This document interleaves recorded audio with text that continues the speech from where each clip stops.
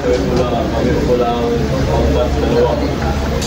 At ang i-report sa namin ngayon ay black ako. ang topic Ikaw, ngayon. pilusan ng bahagi na ika-dalawang konsepto sa UPNAPIS.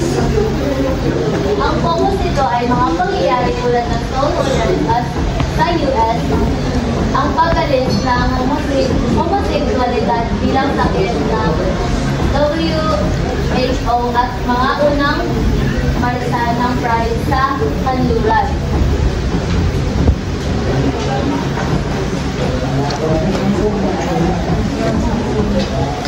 Sa gitnang bahagi na ika-20 siglo hanggang 1980s, nagsimulang magkita ang mas malakas sa pagsulong ng mga pinsan para sa karapatan ng LGBTQ+ sa iba't ibang bansa. Ang panahon ito ay naglatag ng pundasyon ng modernong kilusang pangkarapatang pantao para sa LGBTQ+. Tatlong mahalagang pangyayari. Sigla ba sa ito?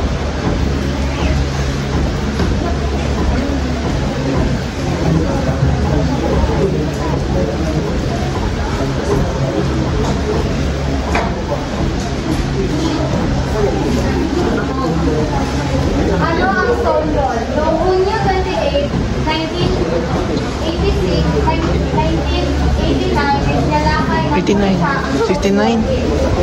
isang gay bar sa New York City na karaniwang nagaganap ang ganitong race dahil kriminal noon ang homoseksualidad ng maraming estado.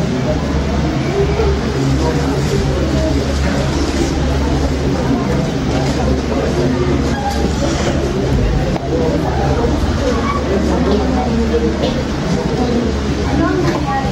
Dahil sa magpasabay, lumaban ang mga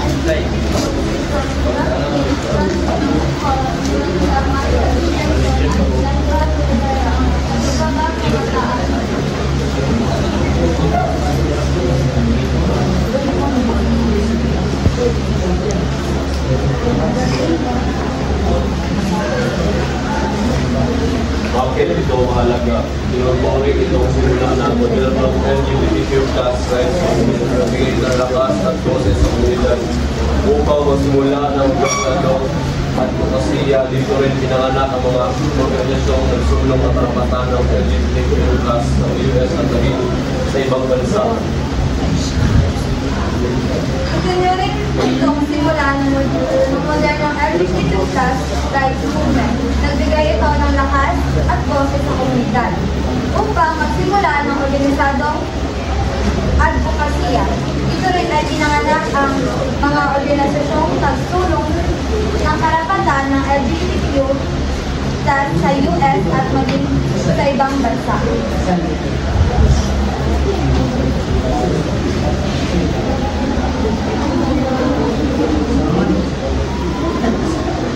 Paano nagsimula? Matapos yung Stonewall, right? Nagdaos ang unang Christopher Street Liberation Day, Hunyo 28, 1970, bilang pagunita sa unang anibersaryo ng Stonewall.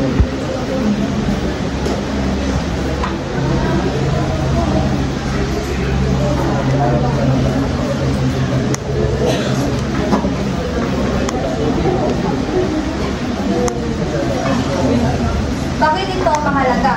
Bago ang 1990, tinuring ng World Health Organization of WHO ang homosexualidad bilang isang mental disorder. Ito ang nagdulot ng diskriminasyon at satilitang therapy, stigma at kawalan ng karapatan para sa mga LGBTQ+. Ano ang ginawa ng WHO? Noong 1990s, opisyal na tinanggal na WHO ang homosexualidad sa listahan ng mental disorder. Tinulungan nito ang maraming bansa na baguhin ang kanilang batas at patakaran patungkol sa LGBTQ+ rights.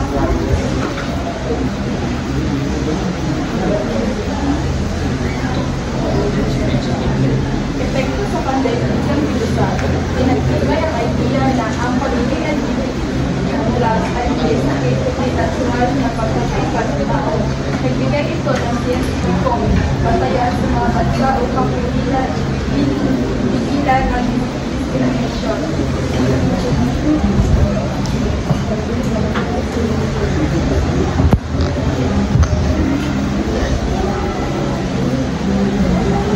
Layunin ng Pride noon.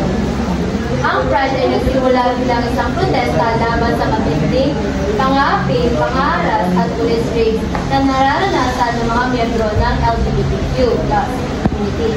Ang layunin ay hilingin ang batayang karapatang pantao at kalayaan na magbuhay ng walang takot. Ang epekto ng naging tradisyonal ang Pride tuwing Hunyo. Lumawak ito sa Europa, Canada at Australia. At lumawak pa ito sa iba't ibang bansa katulad ng Thailand. Thailand. Ang mga Pride marches ay nanap na 1970 sumalong tulad ng Chicago, New York City, Los Angeles at San Francisco. Ilang komunidad ay na-anniversary ng Stonewall Riot. Paglaganap, ang mga kaganapang ito ay naging tauna at ibaganap sa mundo. Nagdala yung likha ng komunidad at parangalan ang isaya ng kilusan. Dahil dito, nagsimula ang gusto ng mga LGBT organization at ang taunang Pride marches sa iba't ibang bansa. Ang mga mangyayari ito ay naging nangangarawan ng isang panahon ng pagbabago at pagbabagat kilusan para sa mga kabatang LGBTQ+. Nagtatakda ng pundasyon para sa susunod na tagumpay at patuloy na pagbibilang para sa pagbabagat ng tangang pagkakas. At yun lamang po at maraming salamat.